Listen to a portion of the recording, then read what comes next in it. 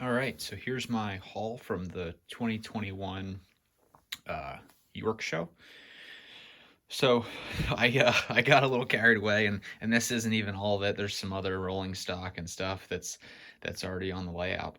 But so I thought what I'd do is maybe give a kind of quick overview of the show and my thoughts, and then and run some of this stuff around the layout, and I'll show you what it looks like on the layout.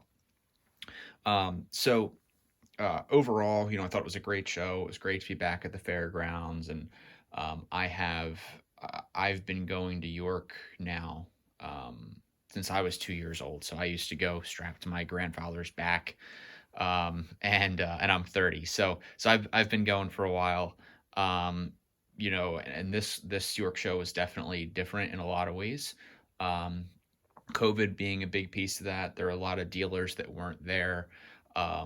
But it was, as you can see, I had plenty of fun, and it was definitely worthwhile. So, I think it was really um, all about expectations and what you expected going into the show. If you expected to go to the show and have it be a York from 10 years ago or even pre-COVID, you were going to be disappointed. There was a lot of open space in the Orange Hall. There's a lot of dealers that weren't there, and but I knew that going in. I usually try to split time pretty good between the member halls and Orange Hall, um, and Purple Hall, I guess too. But um, I still had plenty of fun, and like I said, I think it was worthwhile. It's good to see some familiar faces and just be back walking the fairgrounds again. And of course, a huge thank you to the Eastern Division of the TCA to put on the show. I know it had some extra challenges this year, but everybody I talked to that was at the show, dealers and members were pretty excited to be there. And even the dealers that I talked to said, the crowds maybe weren't as great as they've been in past years, but they were selling stuff, and people came with cash and wanted to buy product. So that was fantastic. So just maybe I'll talk a little bit about what I got and my experience. So I started out in the orange in the I'm sorry, in the yellow hall, and came across quickly, 5 minutes after the opening bell, an MTH S1 duplex with Proto Sound 3. It had some body damage on the engine shell, but it was only $500. And so I was going to get it, but actually, I think somebody had beaten me to it in the first couple minutes because it was already sold. So, is what it is. I kind of made my way through the yellow hall and picked up a couple things. I got that. You can see there the Weaver baggage car. So I'm actually going to use that for a repaint project. I'll probably repaint that into Rutland. I have another one um, that that I already did. So I picked that up for $25. You can't beat it. And then headed over to the Silver Hall. I made my way through. I saw, right when I walked in, there was a guy that had a whole collection and a bunch of stuff that hadn't even been unpacked, stuff that was still wrapped and sitting there, kind of in storage boxes, not product boxes. And so I saw there, just kind of sitting in one of the boxes, half wrapped up, this MTH Climax, and that engine for me is something that I've always wanted. They even the older ones go for 700 to 900 bucks on eBay. Um, and I asked the guy what he wanted for it, and it was a great price. So I took it over to the test track, tested it out. The battery definitely needed a little bit of juice. It took a little while to get going, but ran great. It is an older one. It has the PS2 5-volt board, so eventually that's going to go, and I'll have to put PS3 in it. But I got it for such a great price that, I couldn't pass it up. So I made the guy an offer. He accepted. I got it home, put it on the track, and it looks like somebody um, bought it and put it on a shelf and, or in storage and never did anything with it. It's a little dusty, but it had 0 hours and miles on it, which is kind of crazy for an engine that's, now 20 years old.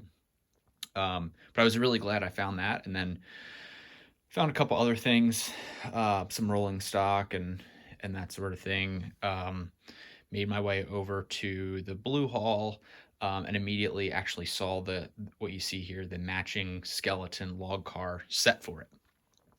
So I know that MTH made a couple versions of these with the caboose and also made some of the longer flat cars and there were multiple dealers that had the longer flat cars, the 6 car set, but I really like the skeleton cars. So I made the guy an offer and was able to pick those up as well as some of these John Deere box cars that you see.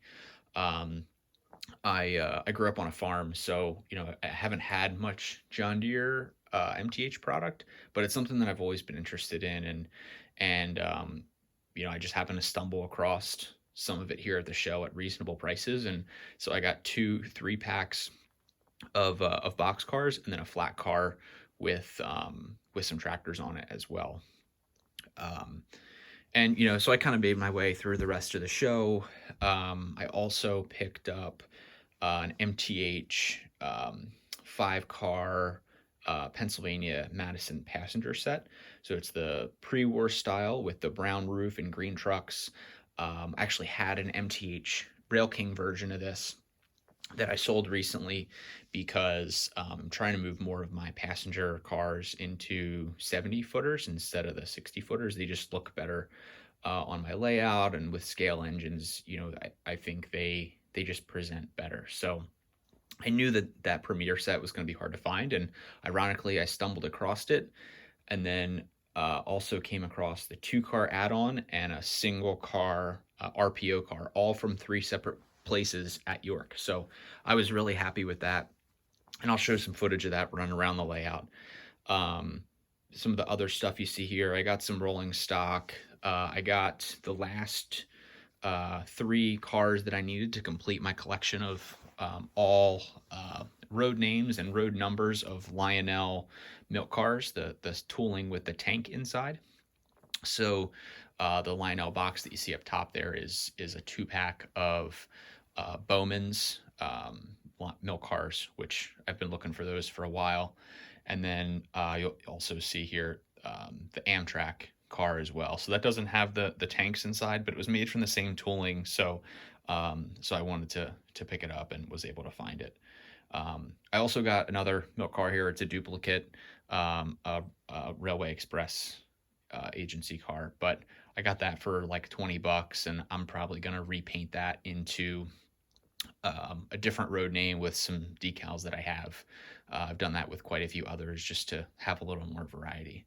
So, like I said, I have some other rolling stock on the layout that I'll show as well that I picked up.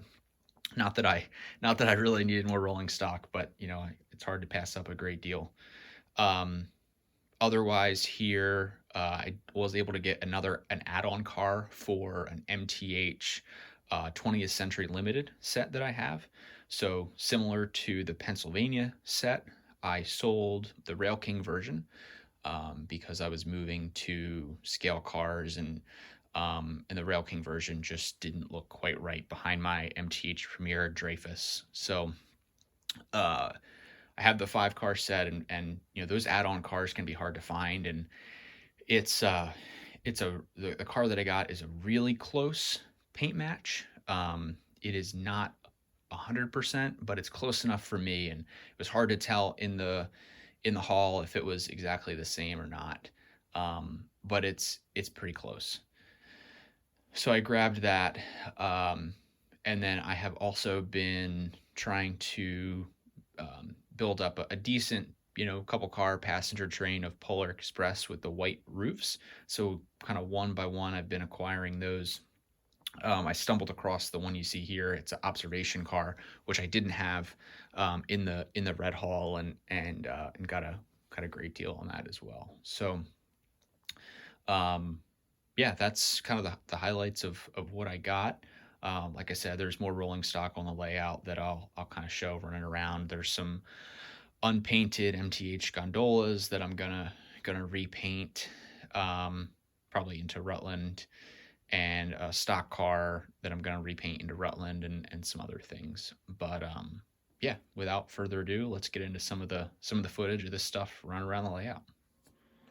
All right, so everything you see here, minus the engine in this train, uh, is uh, is all rolling stock and stuff that I picked up at the show. So enjoy.